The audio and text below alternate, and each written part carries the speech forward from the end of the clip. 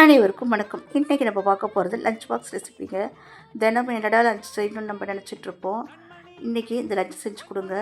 உங்கள் குழந்தைங்க ஒரு பருக்க கூட மீதி வைக்காமல் டிஃபன் பாக்ஸை காலி பண்ணிவிட்டு வருவாங்க. எப்படி செய்யலான்னு பார்க்கலாம் வாங்க.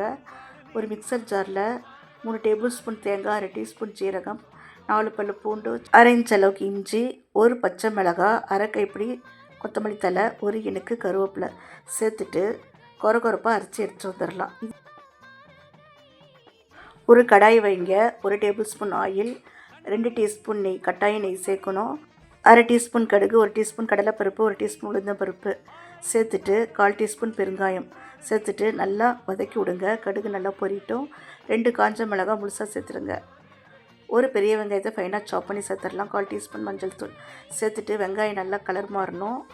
இப்போது நம்ம அரைச்சி வச்ச அந்த தேங்காய் கலவையை இதில் சேர்த்துட்டு அடுப்பை சிம்மில் வச்சுட்டு ஒரு 5 நிமிஷம் நல்லா வதக்கி விடுங்க. தேங்காயில் இருக்கிற அந்த ஈரத்தன்மையெல்லாம் வற்றி வரணும். இப்போது 1 கப் சாதம் சேர்த்துட்டு 1/2 மூடி எலுமிச்சம்பழத்தை நல்லா பிழிஞ்சு விட்டுட்டு ஆஃப் பண்ணுங்கள். சூப்பரான லஞ்ச் ரெடி. நன்றி.